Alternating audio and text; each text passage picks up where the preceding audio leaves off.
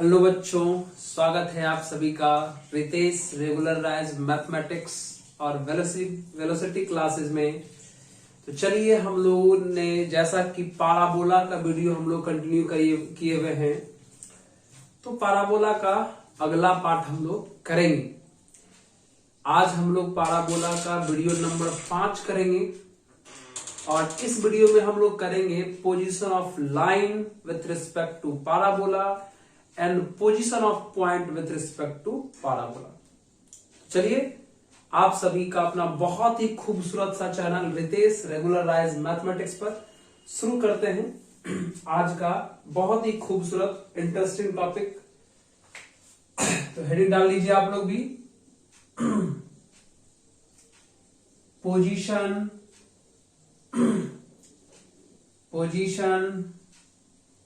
Of point with respect to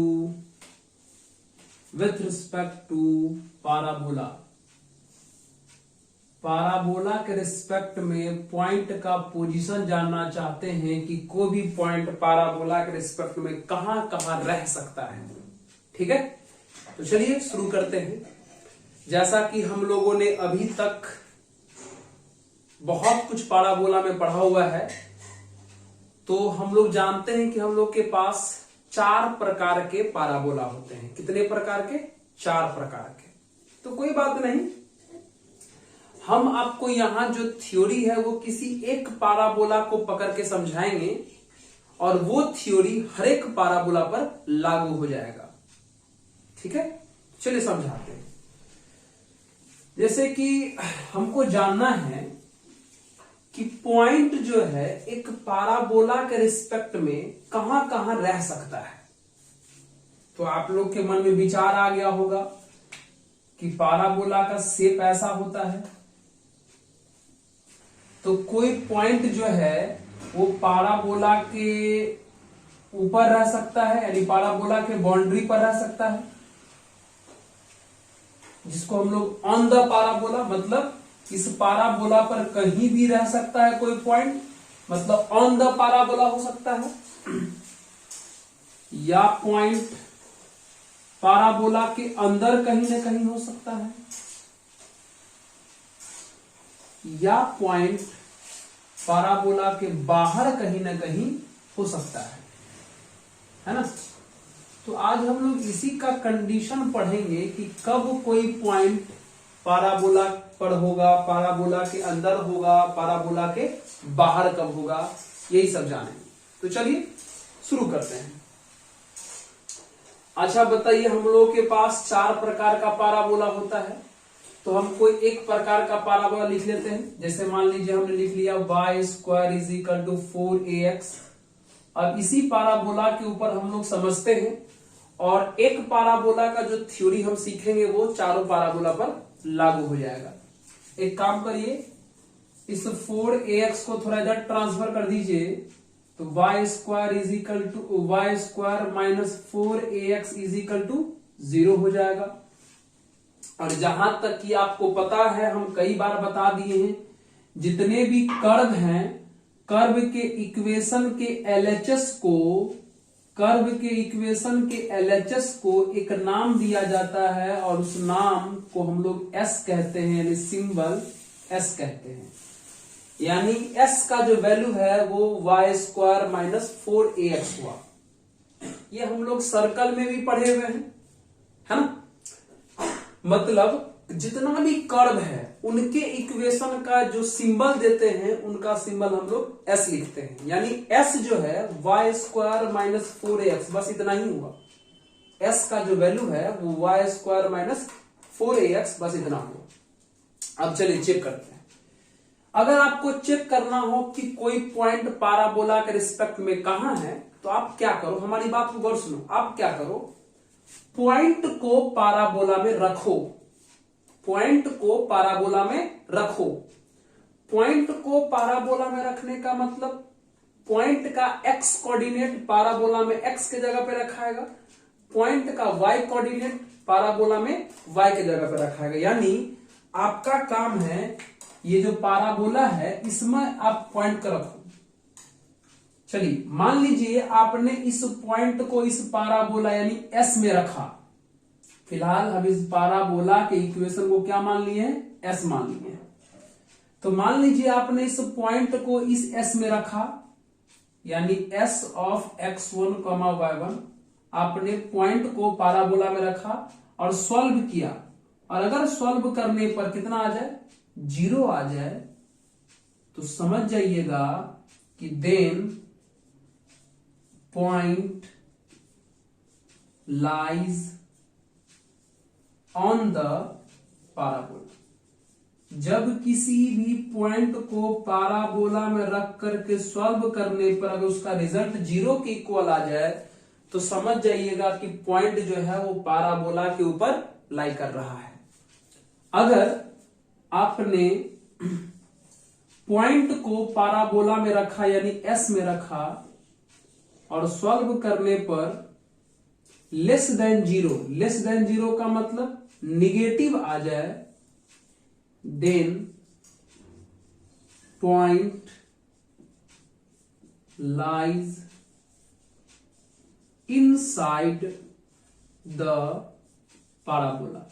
यानी अगर आपने पॉइंट को पाराबोला की इक्वेशन में रखा और अगर उनको सॉल्व करने पर उनका वैल्यू निगेटिव आ जाए, तो समझ जाइएगा पॉइंट जो है पाराबोला के अंदर है।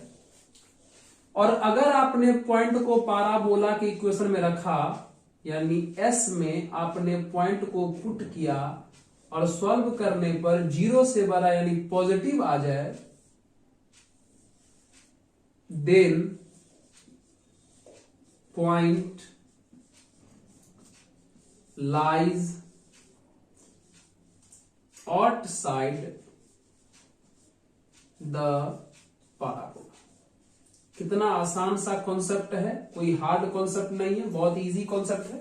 समझ गए? एक बार फिर से हम रिपीट कर देते हैं कि आपको पॉइंट को पाराबोला के इक्वेशन में रख के देखना है।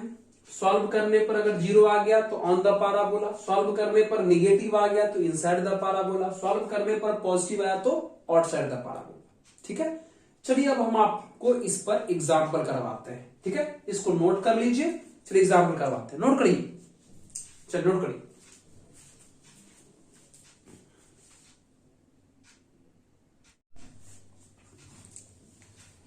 चलिए बच्चों, इस सवाल को आप लोग आराम से बना सकते हैं। क्या लिखा हुआ है, find the position of point -2, with respect to parabola this. मतलब इस पॉइंट का पोजीशन इस पाराबोला के रिस्पेक्ट में पता करना है कि कहां होगा। तो बहुत स्मूथ सवाल है, बहुत ही सिंपल सा टॉपिक है, आराम से आप इसको बना सकते हैं। देखिए कैसे बनाएंगे। अभी हम आपको बोले हैं कि ये जो पाराबोला का इक्वेशन है, ये जो पाराबोला का इक्वेशन है, इनके इस LHS वाले पार्ट को एक नाम दिया जाता है। उस नाम को क्या कहते हैं, S कहते हैं। मतलब RHS 0 बना लीजिएगा, और जो LHS में दिखे उसको हम लोग क्या कहते हैं, S। यानी S का वैल्यू कितना दे दिया, y² - 4y + 9x + 13 दे दिया। अब आपको इसी में उस पॉइंट को पुट करके देखना है। पुट करिए, यानी पुट x = -2, y = 2। मित्र, इस पॉइंट को पुट करने का मतलब x का वैल्यू -2 पुट करना, y का वैल्यू +2 पुट करना। तो पुट कर दीजिए, तो कितना हो जाएगा, s ऑफ -2, 2। y के जगह पे 2 पुट करना है तो 2 का स्क्वायर हो गया 4। फिर से यहां y आ गया तो y के जगह पे 2 पुट करना है, 9x, x के जगह पे -2 पुट करना है, बगल में 13। ये 4 हो गया, ये -8 हो गया, ये -18 हो गया, और ये +13 हो गया। तो कितना आ जाएगा, 13 4 17 अब -26। तो 17 में से 26 गया तो -9। अब बताइए, पॉइंट को हमने पाराबोला में रखा तो रिजल्ट कैसा आया, माइनस में आया। और अभी हम आपको तुरंत बताए थे कि अगर रिजल्ट माइनस में यानी 0 से छोटा आ जाए तो पॉइंट पाराबोला के अंदर लाई करेगा। इसका मतलब therefore point -2, lies inside the parabola. Inside the parabola. ये तो बहुत ही सिंपल सा हम एग्जाम्पल लिए थे। आराम से पॉइंट को पाराबोला में रख दिए और देखे उनका रिजल्ट कैसा आ रहा है। रिजल्ट तो माइनस में आया, और रिजल्ट माइनस में आना मतलब पॉइंट पाराबोला के अंदर है। करेक्ट है। चलिए, कोई दिक्कत है किसी को? कुछ नहीं करना है, आराम से पहले इक्वेशन के RHS को 0 बना लिए। जो LHS वाला पार्ट बटा उसको हम लोग S बोल देते हैं। उसी S में हमने इस पॉइंट को पुट कर दिया। पॉइंट कैसे पुट किया जाता है मित्रों? X को हटा के X वाला वैल्यू, Y को हटा के Y वाला वैल्यू। तो इसी में X के जगह पे -2, Y के जगह पे +2 पुट कर दिए, सॉल्व किए तो -9 आया, मतलब माइनस में आया। और माइनस में मतलब पॉइंट अंदर में। करेक्ट है। चलिए इसको नोट कर लीजिए।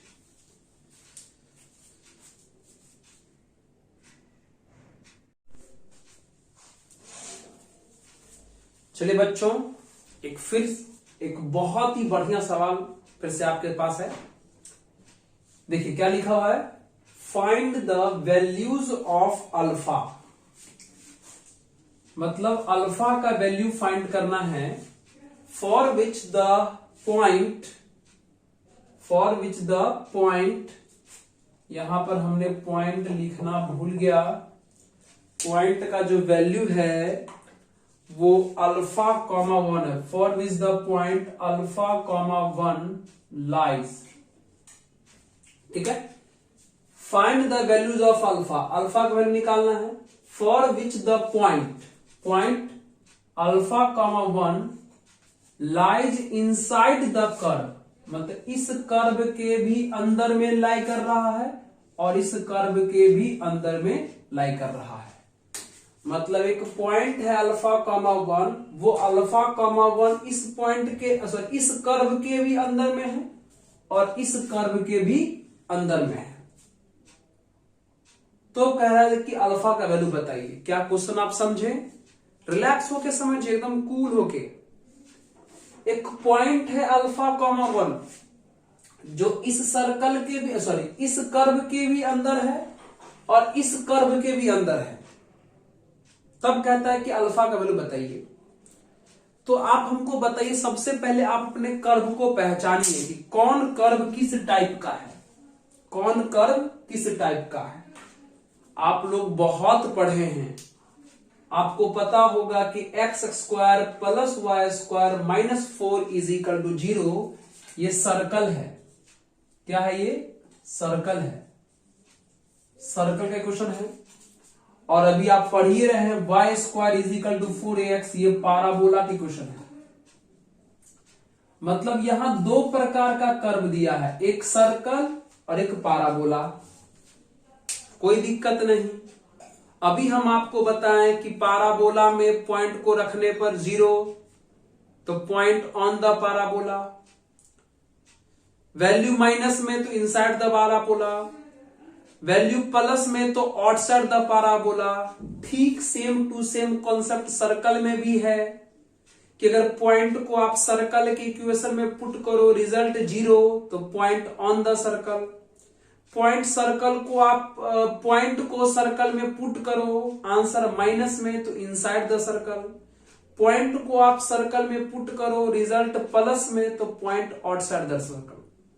मतलब जैसा कॉन्सेप्ट पाराबोला में है पॉइंट के लिए, वैसा ही कॉन्सेप्ट सर्कल में भी है पॉइंट के लिए। मतलब अब हमको सर्कल पर भी विचार कर लेना है, पाराबोला पर भी विचार कर लेना है, अपने आप हमारा अल्फा फाइंड हो जाएगा। शुरू करें? चलिए, बिना घबराए हुए, बिना टेंशन लिए हुए, चिंता मत करिए। चलिए सबसे पहले हम लोग फॉर सर्कल की बात कर लेते हैं। फॉर सर्कल तो बताइए सर्कल क्या है? x² + y² - 4 = 0 है। आपको पता है इतना दूर के इक्वेशन को हम लोग क्या मान लेंगे? s मान लेंगे। इतना दूर के पार्ट को हम लोग क्या मान लेते? s। यानी s बराबर कितना हो गया x square plus y square minus 4। Question में क्या बोला है, क्वेश्चन में बोला है कि ये जो पॉइंट है अल्फा कॉमा 1 वो उस कर्व के अंदर में है। तो पॉइंट किसी भी कर्व के अंदर में कब होगा, जब पॉइंट को कर्व में पुट करने पर उसका रिजल्ट किस में आ गया होगा, माइनस में आ गया होगा। इस बार चेक नहीं करना है, दे दिया है, बोला है कि ये पॉइंट इस कर्व के अंदर में है, इसका मतलब इस पॉइंट को इसमें रखेंगे तो इसका वैल्यू माइनस में आना चाहिए। यानी अकॉर्डिंग टू क्वेश्चन पॉइंट को जब हम कर्व में अल्फा कॉमा 1 को रखेंगे तो रिजल्ट किस में आना चाहिए, माइनस में। रिजल्ट माइनस में आएगा इसलिए तो इनसाइड द कर्व लिखा है ना। तो चलिए सॉल्व कर दीजिए, इसी को पुट करिए, इसी s में x को हटा के अल्फा, y को हटा के 1 पुट करिए। x को हटा के अल्फा तो ये अल्फा स्क्वायर हो गया, y को हटा के 1 तो 1 हो गया, बगल में -4 लेस देन 0, ये अल्फा स्क्वायर -3 लेस देन 0, ये alpha square is equal less than कितना हो जाएगा 3। यहां से स्क्वायर हटाने के लिए आप दोनों तरफ रूट चढ़ाइएगा, इधर भी रूट चढ़ाइएगा, इधर भी रूट चढ़ाइएगा।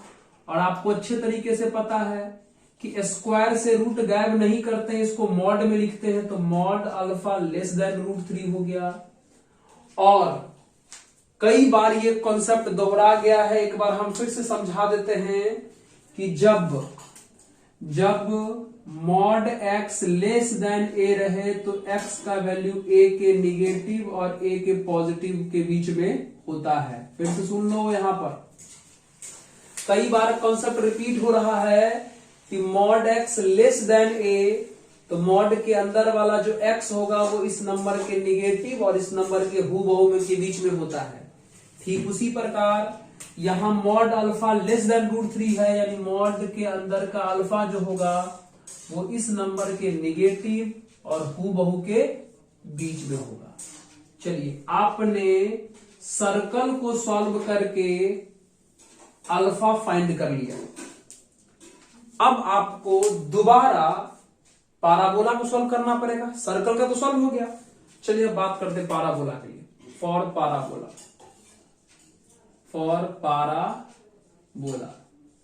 क्या मित्रों, ये वाला टॉपिक समझे। यहां देखिए, यहां से स्क्वायर हटाने के लिए हमने रूट चढ़ाया, और आपको पता है कि स्क्वायर से रूट गायब नहीं होता, वो मॉड में लिखा जाता है। स्क्वायर से रूट गायब होगा लेकिन लिखाएगा मॉड में, बाकी ये ठीक है।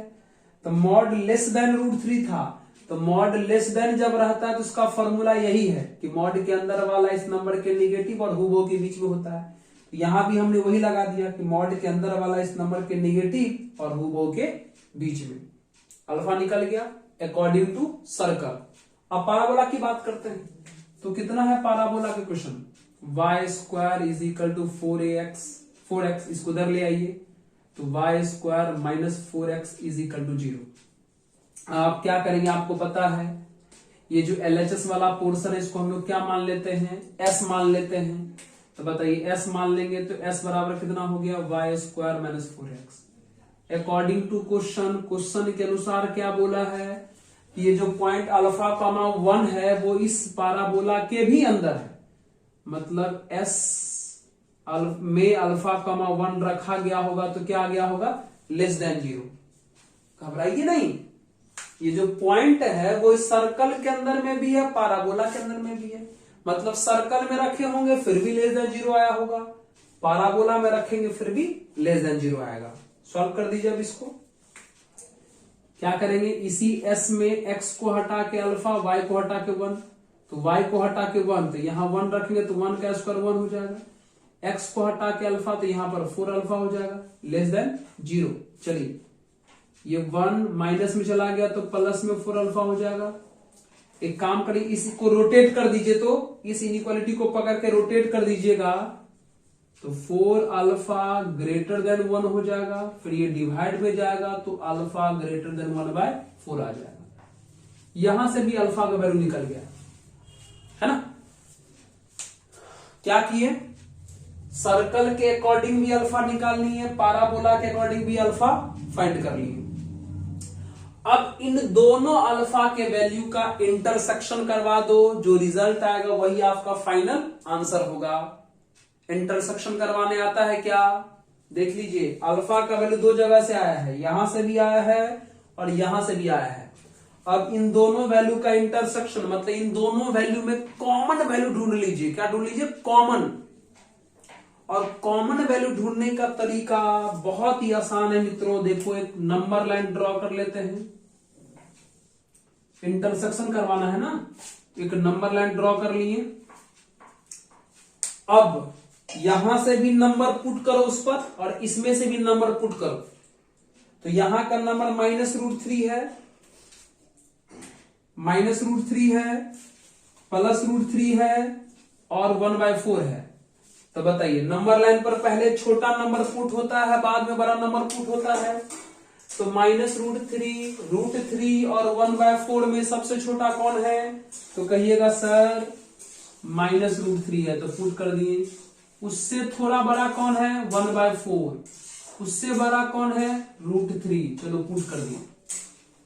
ये क्या करवा रहे हैं? इंटरसेक्शन, मतलब इस वैल्यू में और इस वैल्यू में कॉमन वैल्यू कौन है वो ढूंढ रहे हैं।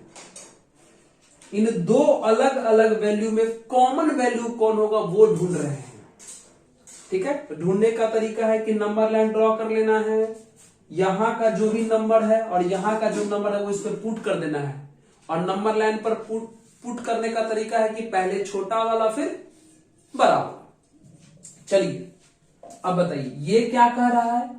ये कह रहा है कि हमारा अल्फा -√3 और +√3 के बीच होगा, मतलब -√3 से +√3 तक होगा। -√3 पर इक्वल का साइन नहीं है, +√3 पर भी इक्वल का साइन नहीं है। तो जब इक्वल का साइन नहीं हो तो इस बात को शो करने के लिए सर्कल लगा देंगे, यहां भी यहां भी। मतलब अल्फा का वैल्यू -√3 से +√3 के बीच, -√3 से +√3 के बीच दिख गया। -√3 पर इक्वल नहीं है, +√3 पर इक्वल नहीं है, इस बात को शो करने के लिए सर्कल लगा दिया जाता है। दिखा दिए। इनकी बातों को मान लिया। अब इनकी बातों को मानिए।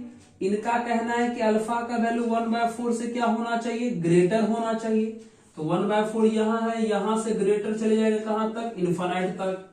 इन्फिनाइट के बराबर दुनिया में कोई भी नंबर नहीं है और यहां भी इक्वल का साइन नहीं है, मतलब क्या लगेगा? सर्कल। मतलब जहां जहां इक्वल का साइन नहीं हो वहां वहां हम लोग सर्कल लगाते हैं। अब बताइए कौन सा पार्ट कॉमन आया? यही ना, देखिए तो यही पार्ट में कॉमन आया। यानी अल्फा का जो वैल्यू है, अल्फा बिलोंग्स टू 1/4 से √3 के बीच। 1/4 पर सर्कल लगा हुआ है, तो भाई सर्कल मतलब नॉट इक्वल। नॉट इक्वल मतलब ओपन इंटरवल की क्लोज इंटरवल। ओपन इंटरवल होता है नॉट इक्वल का मतलब, और ओपन इंटरवल देखने में स्मॉल ब्रैकेट जैसा होता है। तो 1/4 पर सर्कल लगा हुआ है, मतलब नॉट इक्वल। नॉट इक्वल मतलब ओपन इंटरवल, और ओपन इंटरवल मतलब स्मॉल ब्रैकेट जैसा साइन। √3 पर भी सर्कल लगा हुआ है, मतलब ओपन इंटरवल, मतलब ये आंसर आएगा। यानी अल्फा का जो वैल्यू आया 1/4 और √3 के बीच आया। Answer correct. बताइए, छोटा सा सवाल और बहुत ही कॉन्सेप्ट से भरा हुआ सवाल। क्या किए? सबसे पहले सर्कल की बातों के अनुसार, सर्कल की बातों को मान के बनाए, पाराबोला की बात को मान के बनाए, और दोनों जगह से अल्फा निकला और दोनों अल्फा को हमने इंटरसेक्शन करवा दिया और हमारा एग्जैक्ट आंसर जो है यहां पे फाइंड हो गया। घबराना नहीं है। पॉइंट के पोजीशन का कॉन्सेप्ट जो पाराबोला में होता है वही कॉन्सेप्ट सर्कल में भी होता है। इसलिए यहां भी लेस देन 0 लेके सॉल्व किए हैं और यहां भी लेस देन 0 लेकर के सॉल्व किए हुए हैं। करेक्ट है? उम्मीद है आपको ये बिल्कुल करेक्ट समझ में आ गया होगा। चलिए अब हम लोग अगले टॉपिक की तरफ बढ़ते हैं। इसको नोट कर लीजिए, नोट कर लीजिए।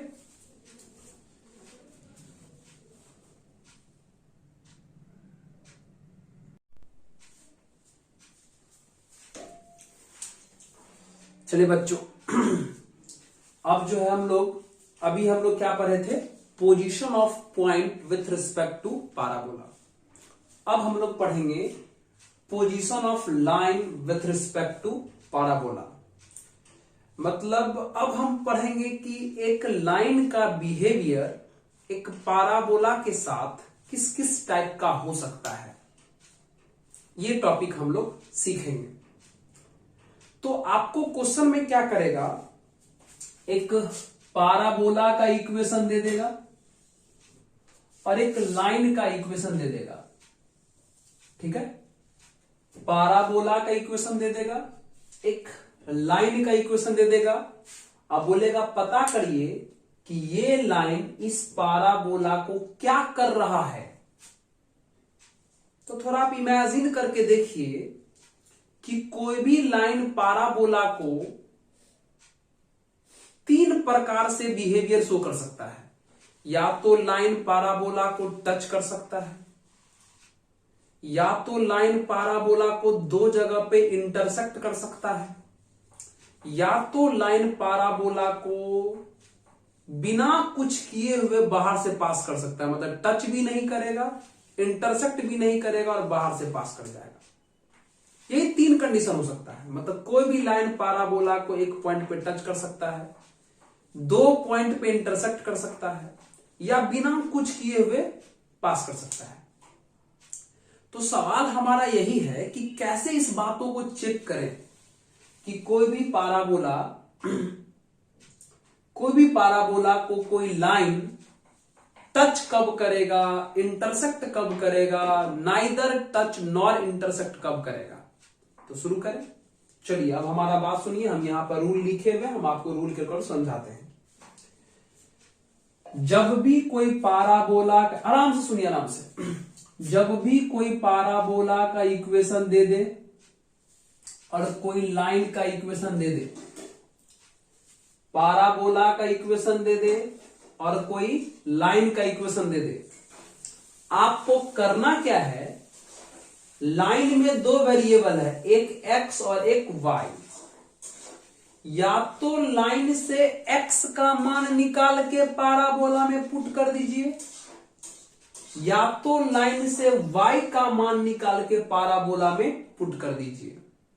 फिर से सुन लीजिए, जो लाइन दिया रहेगा उस लाइन से या तो x का मान निकाल के पैराबोला में पुट कर दीजिए, या तो y का मान निकाल के पैराबोला में पुट कर दीजिए।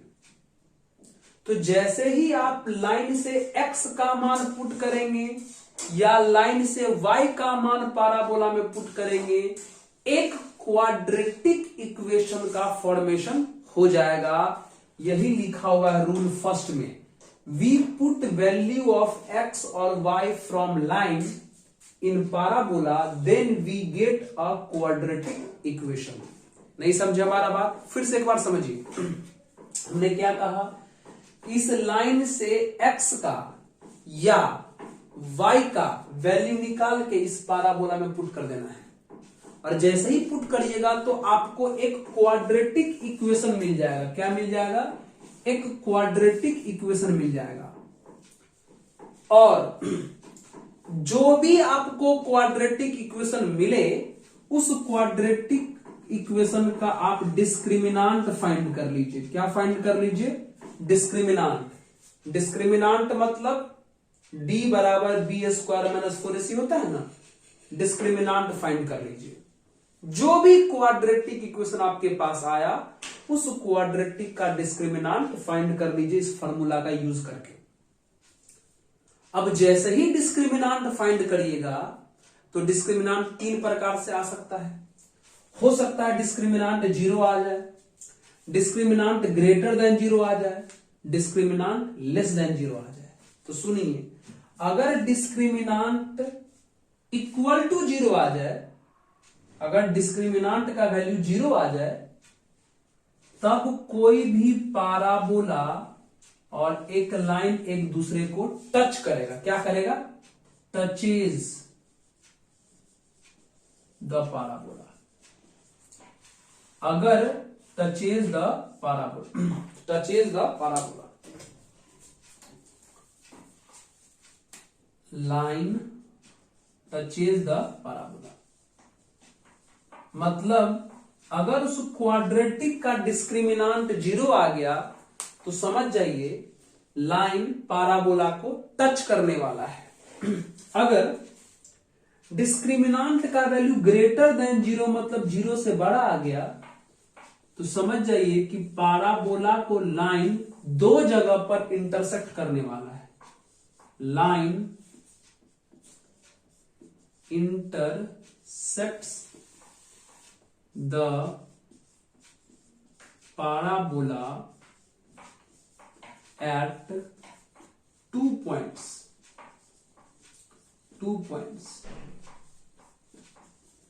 और अगर डिस्क्रिमिनांट का वैल्यू लेस देन 0 मतलब माइनस में आ जाए तो समझ जाइएगा कि पाराबोला को लाइन बिना कुछ किए हुए बाहर से पास कर जाएगा।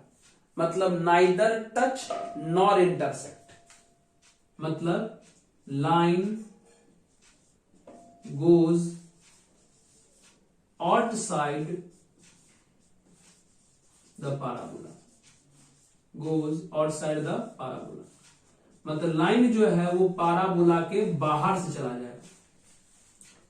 लाइन जो है पाराबोला के बाहर से चला जाएगा अगर डिस्क्रिमिनांट का वैल्यू निगेटिव आ गया तो। मतलब नाइदर टच नॉर इंटरसेक्ट का ये रिलेशन हो जाएगा। फिर से एक बार समझिए, हमने क्या कहा कि जब पाराबोला का इक्वेशन दे दे, एक लाइन का इक्वेशन दे दे और पोजीशन पता करना हो तो आप क्या करो, लाइन से x या y का वैल्यू निकाल के पाराबोला में पुट कर दो। जैसे ही आप लाइन से x या y का वैल्यू निकाल के पाराबोला में पुट करोगे एक क्वाड्रेटिक इक्वेशन आपको मिल जाएगा और उस क्वाड्रेटिक इक्वेशन का आप डिस्क्रिमिनांट फाइंड कर लो जिसका फॉर्मूला आप जानते हैं इस फॉर्मूला का यूज करके।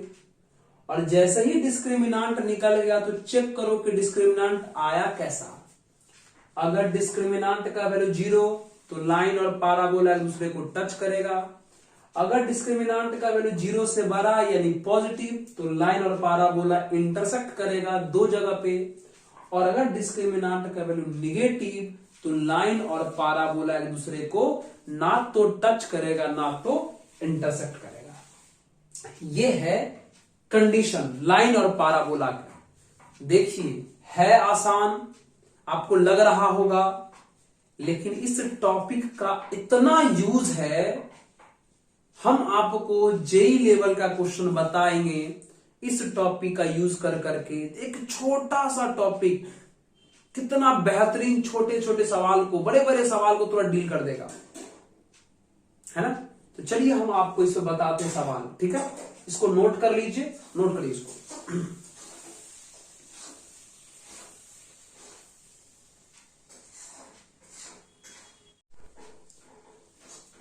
दिल में कोई इस दिलरुबा के बाद लब पे इसी का नाम है खुदा के बाद। चलिए अब ये सवाल देखते हैं क्या लिखा हुआ है। बहुत ही खूबसूरत सा सवाल है और आसानी से बन भी जाएगा। लिखा हुआ है कि इफ द लाइन, एक लाइन है ये Lx plus My plus n is equal to 0 touches the parabola, जो इस पाराबोला को टच कर रहा है। मतलब ये लाइन है जो इस पाराबोला को टच कर रहा है। तो कहता है प्रूफ करिए कि Ln is equal to am square, है ना। मतलब ये लाइन इस पाराबोला को टच कर रहा है, यानी कहानी में ये टॉपिक है। एक पाराबोला है y square is equal to 4ax और एक लाइन है Lx plus my plus n is equal to 0। और क्वेश्चन में बोला है कि ये लाइन इस पाराबोला को टच कर रहा है। मतलब ये जो सवाल है position of line with respect to parabola का हो गया। और अभी हम आपको तुरंत बोले थे कि जब भी position of line with respect to parabola का सवाल आ जाए तो आप क्या करिएगा, लाइन से x का या y का वैल्यू निकाल के इस पाराबोला में पुट कर दीजिएगा। जो मन करे, x का वैल्यू भी यहां से निकाल सकते हैं, y का वैल्यू भी यहां से निकाल सकते हैं और इसमें पुट कर दीजिए। तो चलिए देखिए हम क्या करते हैं, हम क्या करेंगे, इस लाइन से हम y का वैल्यू नहीं निकालेंगे। क्यों? क्योंकि y का वैल्यू निकाल लेंगे तो y का होल स्क्वायर करना पड़ेगा। सबसे अच्छा हम x का वैल्यू निकाल लेते हैं, क्योंकि x का स्क्वायर नहीं करना पड़ेगा, डायरेक्ट बन जाएगा। मतलब हम इस लाइन से x का वैल्यू निकाल के इसमें रख देते हैं। x रखेंगे तो नॉर्मली रखा जाएगा, लेकिन y रखेंगे तो स्क्वायर करना पड़ेगा, है ना। सबसे अच्छा हम इस लाइन से x का वैल्यू निकाल के इसमें रख देते हैं, क्योंकि x का स्क्वायर नहीं है, कैलकुलेशन थोड़ा आसान हो जाएगा। तो करें? तो चलिए एक काम करिए, सिंपल है, ज्यादा दिमाग पे जोर नहीं डालना है। लाइन से x या y जिसका मन करे आप उनको इसमें पुट कर सकते हैं। तो हमने x का ही मान इसमें से निकालने का फैसला इसलिए किया क्योंकि हमारा कैलकुलेशन थोड़ा आसान हो जाएगा। क्यों भाई आसान होगा? क्योंकि यहाँ x का स्क्वायर नहीं है, नॉर्मल कैलकुलेशन हो जाएगा। यहाँ y का स्क्वायर है तो y निकाल के उसको होल स्क्वायर भी करना पड़ेगा। एक काम करिए, यहां से x का वैल्यू निकालिए। तो कैसे निकालिएगा x का वैल्यू? x वाले को रहने दीजिए और बाकी सब उधर भेज दीजिए। प्लस में गया तो माइनस में my, प्लस में गया तो माइनस में n हो गया।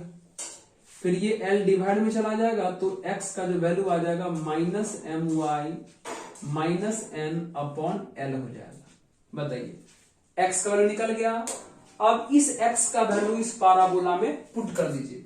पुट x इन पाराबोला, पुट x इन पाराबोला।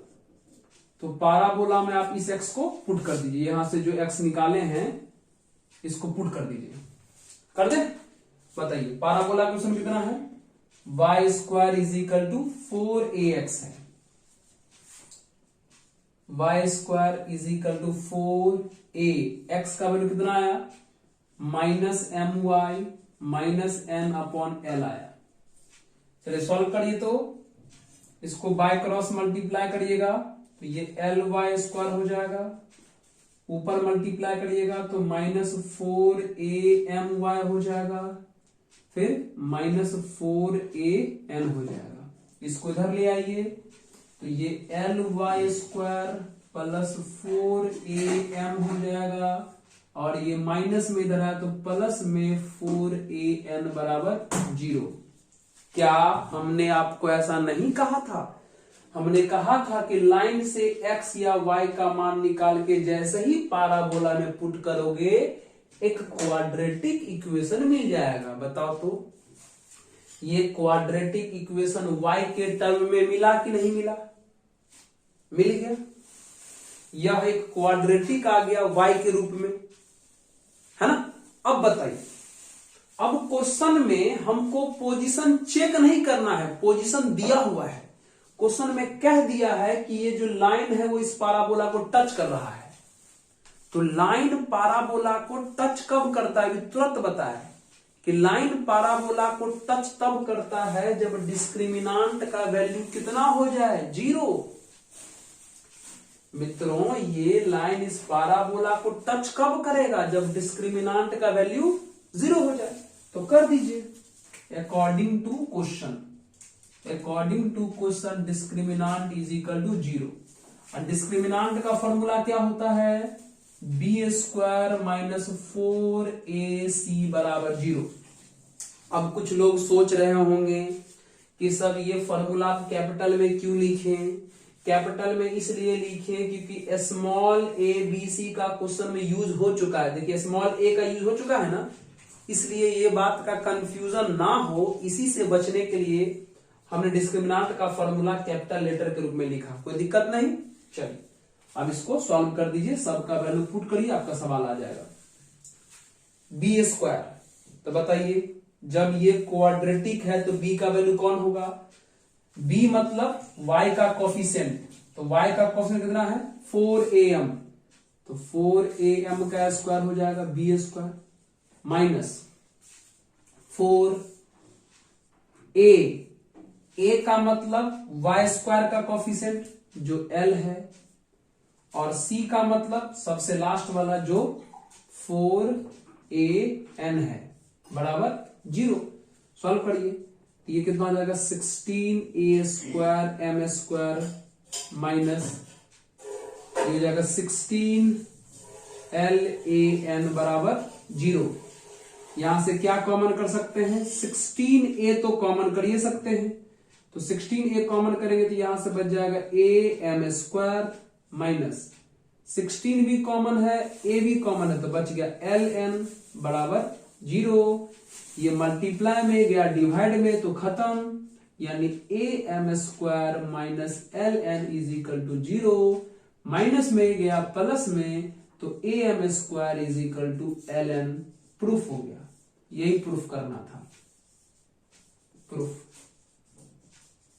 बताइए हुआ कि नहीं हुआ? कोई लटपट, कोई टेंशन कुछ नहीं। पाराबोला दिया है, लाइन दिया है, लाइन से किसी एक वेरिएबल का वैल्यू निकाल के पाराबोला में पुट कर दिए, सॉल्व किए तो एक क्वाड्रेटिक मिला।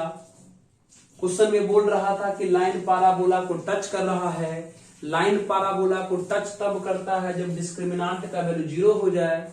डिस्क्रिमिनांट का फॉर्मूला हमने b स्क्वायर माइनस 4ac लगाया, b का a का c का वैल्यू यहां से निकाल के इसमें रख दिया, यहां से निकाल करके इसमें रख दिया, सॉल्व हो गया। b मतलब क्वाड्रेटिक में b का मतलब y का कोफिशिएंट, a का मतलब y स्क्वायर कोफिशिएंट और c का मतलब जो सबसे लास्ट में बच गया। आराम से पुट के आंसर आ गया। कितना स्मूथ सवाल है।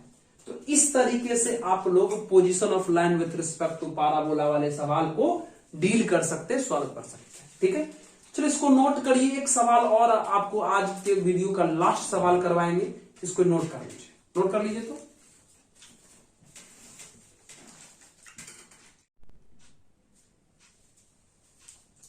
चलिए बच्चों, एक और भी बेहतरीन सवाल हम लोग position of line with respect to parabola का डील करने जा रहे हैं, है ना।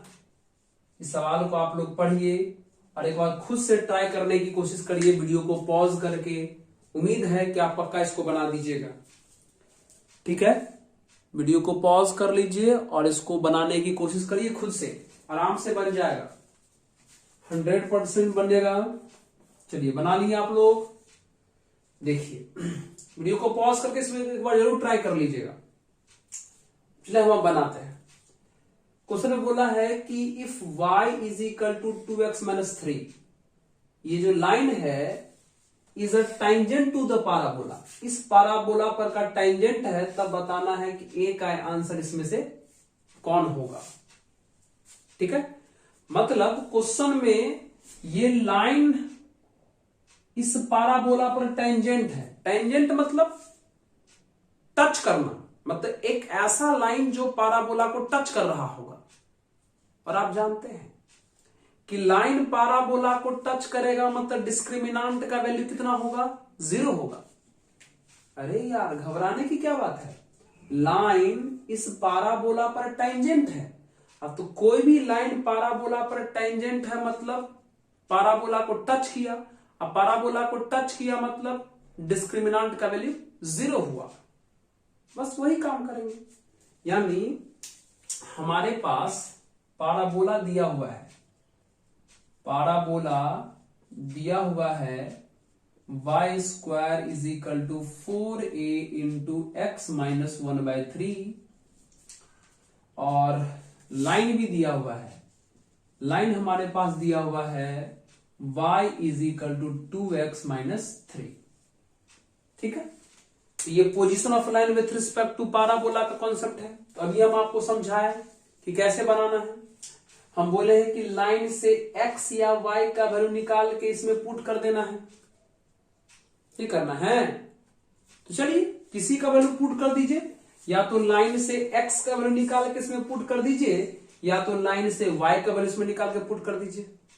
एक काम करिए ना, हम डायरेक्ट पुट कर देते इस बार। देख लीजिए, देखिए तो लाइन में y का वैल्यू दिया ही हुआ है डायरेक्ट, मतलब y का वैल्यू 2x माइनस 3 दिया ही हुआ है, तो डायरेक्ट हम y का वैल्यू ही इसमें पुट कर देते हैं। आप चाहें तो यहां से x का वैल्यू निकाल के भी आप इसमें पुट कर सकते हैं, घबराने की बात बिल्कुल नहीं है, समझे ना। फिर समझिए, जब भी position of line with respect to parabola का सवाल है, क्यों नहीं ये सवाल है, क्वेश्चन में बोला कि लाइन जो है पाराबोला पर टेंजेंट है, लाइन पाराबोला पर टेंजेंट है मतलब लाइन पाराबोला को टच कर रहा है, और लाइन पाराबोला का टच कर गया मतलब position of line with respect to parabola का कॉन्सेप्ट हो गया। तो क्या करते इस कॉन्सेप्ट में, इस कॉन्सेप्ट में हम लोग लाइन से एक्स या वाई का वैल्यू निकाल के पाराबोला में पुट कर देते हैं। तो कर दीजिए, तो हम लाइन से डायरेक्ट वाई का मान ही पुट कर देते इस बार। पिछली बार एक्स का मान पुट किए थे, इस बार चलो हम एक्स का मान वाई का मान पुट करके दिखा देते हैं आपको। करिए, चलो पुट करिए, पुट वाई इन पाराबोला। पाराबोला में आप वाई पुट कर दीजिए। बताइए पाराबोला कितना है, पाराबोला है y square is equal to 4a into x minus 1/3। Put कर दीजिए, y का वैल्यू कितना दिया, देखिए y का वैल्यू लाइन से पुट कर दीजिए, 2x माइनस 3 दिया हुआ है होल स्क्वायर, है ना, 4a। एलसीएम ले लीजिए तो ये कितना हो जाएगा, 3x माइनस 1/3। चलिए a माइनस बी का होल स्क्वायर जानते हैं आप, a square plus b square minus 2ab, तो 12x हो जाएगा ये। हाँ, ए स्क्वायर आ गया plus b square minus 2ab आ गया, और ये कितना हो जाएगा बताइए, ऊपर मल्टीप्लाई करिए 4a से तो कितना हो जाएगा, 12ax हो जाएगा, माइनस 4a हो जाएगा, नीचे में 3 हो जाएगा। बाय क्रॉस मल्टीप्लाई कर दीजिए तो कितना हो जाएगा, 12x का x square plus 27 minus 36x is equal to 12ax minus 4a। समझ रहे हैं ना, a माइनस बी का होल स्क्वायर कर दिए, फिर यहाँ एलसीएम ले लिए, ऊपर 4a से मल्टीप्लाई कर दिए, नीचे 3 है, 3 से यहाँ बाय क्रॉस मल्टीप्लाई किए तो 12, 27, 36, इधर वही, इधर ले आइए सबको, तो 12x का x square plus 27 minus 36x plus में इधर आया तो माइनस में 12ax, माइनस में रहा तो प्लस में 4a बराबर 0। चलिए ये हो जाएगा 12x का एक्स स्क्वायर। अब इसमें से आप x कॉमन कर लो, x कॉमन करोगे तो यहां से कितना बचेगा, माइनस में 36 और वहां से माइनस में 12a इंटू में x हो गया। चलिए फिर बगल में बिना कुछ 27 और बगल में 4a इक्वल टू 0। घबराने की जरूरत नहीं है, कैलकुलेशन सीख लीजिए एक बार।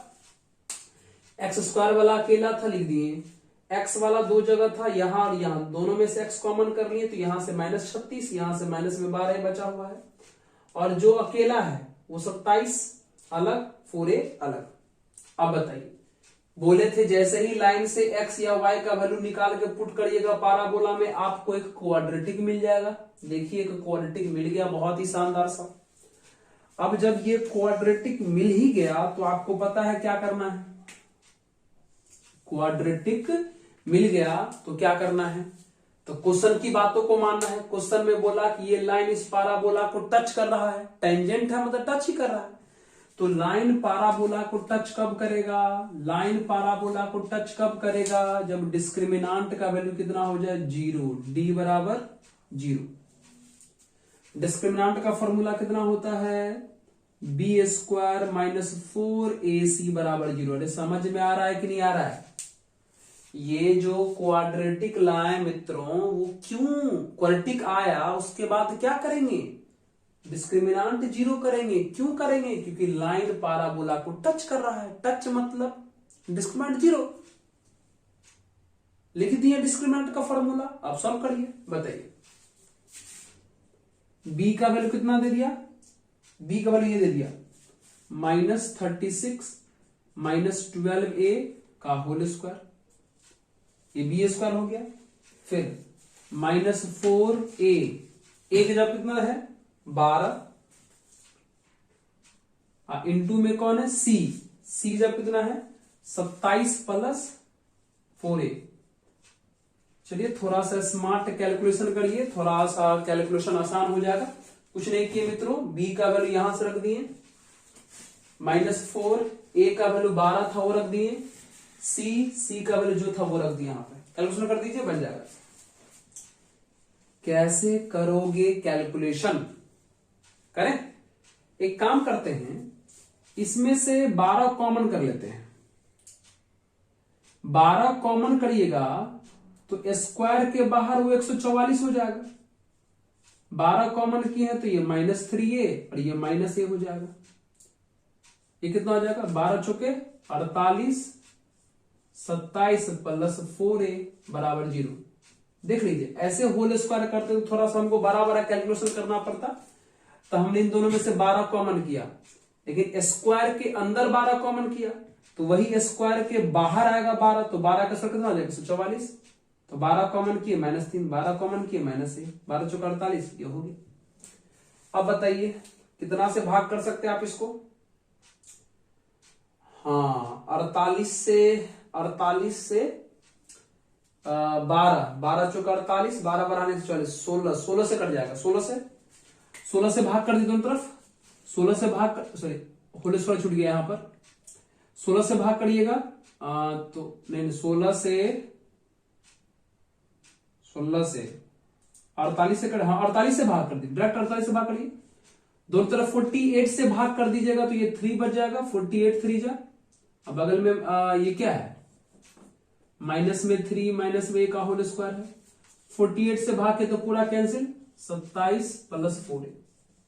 समझे ना कैलकुलेशन? चलिए अब ये 3 है, अब ये, अरे यार ये तो सिंपल है, दोनों में से माइनस कॉमन कर लीजिएगा, तो माइनस कॉमन करिएगा तो स्क्वायर उस माइनस को प्लस बना देगा, मतलब सिंपल 3 + a ही हो जाएगा, यानी कितना, बगल में -27 है और माइनस में 4a है, मतलब हमने माइनस से मल्टीप्लाई कर दिया। घबराइए मत कैलकुलेशन में, मतलब इन दोनों जगह से माइनस कॉमन किए, माइनस कॉमन करके क्या फायदा होगा, माइनस को तो स्क्वायर प्लस ही कर देगा, तो माइनस खत्म, अब माइनस कॉमन करने से दोनों क्या आ गया, प्लस में आ गया। सॉल्व कर दीजिए अब इसको, ये 3 आ गया, ये a + b का whole square, a² + b² + 2ab, तो 6a हो गया, बगल में माइनस में 27 माइनस में 4a बराबर 0। सॉल्व करिए, कितना जाएगा ये 27 + 3a² + 18a -27 - 4a बराबर 0। 27 से 27 मर गया, कितना बच गया 3a², 18 में से 14 गया, 4 गया तो 14a बराबर 0। अब बताइए कितना यहां से कॉमन कर सकते हैं, इन दोनों में से चाहे तो a कॉमन कर सकते हैं, कितना बच जाएगा, a कॉमन कर कितना हो जाएगा 3a - 14 बराबर 0। a को उधर जाके खत्म कर दीजिए तो 3a - 14 बराबर 0, तो यानी a का वैल्यू कितना आ जाएगा 14/3, आंसर खत्म। एक बार अगर कैलकुलेशन अगर हम आपको दोबारा समझा दें, कुछ नहीं कि यहां से आपको दिक्कत हो रहा होगा, b का वैल्यू ये वाला जो है x का कोफिशिएंट वो रख दिए, a का मतलब x² कोफिशिएंट वो रख दिए, c का मतलब सबसे लास्ट वाला वो रख दिए। इन दोनों में से 12 कॉमन कर लिए, तो 12 कॉमन किए स्क्वायर के अंदर, बाहर आया 144, 12 कॉमन किए तो -3a, बाकी सबका सब ठीक है। दोनों तरफ 48 से भाग कर दिए, कितना से भाग किए यहाँ 48 से, तो 48 × 144 10 का 10, 48 से कम 48, खत्म। फिर उसके बाद इन दोनों में से माइनस कॉमन कर लिए हैं, तो माइनस कॉमन करेंगे तो स्क्वायर उसको प्लस कर देगा, और माइनस कॉमन करने से भी प्लस में भी प्लस में, बाकी यहाँ माइनस से मल्टीप्लाई करके ये ला दिए, फिर इनका होल स्क्वायर कर दिए, बाकी ये है, फिर मल्टीप्लाई करके हमने इसको सॉल्व किया तो a का मान जो है 14/3 आ गया, यानी हमारा जो करेक्ट आंसर है option number C correct answer है। मतलब इस तरीके से आप सवाल को डील कर सकते हैं, बना सकते हैं। तो यही था position of line with respect to parabola और position of point with respect to parabola का कॉन्सेप्ट। मजा आया? बिल्कुल मजा आया होगा। चिंता नहीं करना है, मन लगा के पढ़ना है, ठीक है। बहुत ही स्मूथ सा टॉपिक है पाराबोला का, आसान सा टॉपिक है, रिलैक्स वाला टॉपिक है। बस थोड़ा सा बेसिक चीजें आपको आना चाहिए कि क्वाड्रेटिक क्या होगा, ए बी सी किसको बोलते हैं, कैलकुलेशन सब, ये सब तो आपको आता ही है और आएगा ही। तो आज के वीडियो में हम लोग इतना ही रखेंगे। ऑलरेडी वीडियो बहुत लंबा हो चुका है, तो अब हम लोग नेक्स्ट वीडियो में बात करेंगे। बहुत ही शानदार टॉपिक लेके आएंगे जिसका नाम है पैरामेट्रिक इक्वेशन ऑफ पाराबोला। क्या नाम है? Parametric equation of parabola. उससे जुड़ा हुआ बहुत ही खूबसूरत खूबसूरत बातें करेंगे हम लोग, नेक्स्ट क्लास में बातें करेंगे। तब तक के लिए पढ़ते रहिए। रितेश रेगुलर राइज मैथमेटिक्स में मन लगा के पढ़िए। और अगर आपको हमारा वीडियो अच्छा लगता हो तो फिर आप जानिए रहे क्या करेंगे। तो फिर से नेक्स्ट वीडियो में मिलते हैं बहुत ही दमदार टॉपिक के साथ। तब तक मुस्कुराइए, पढ़िए। चलिए, आज के लिए धन्यवाद।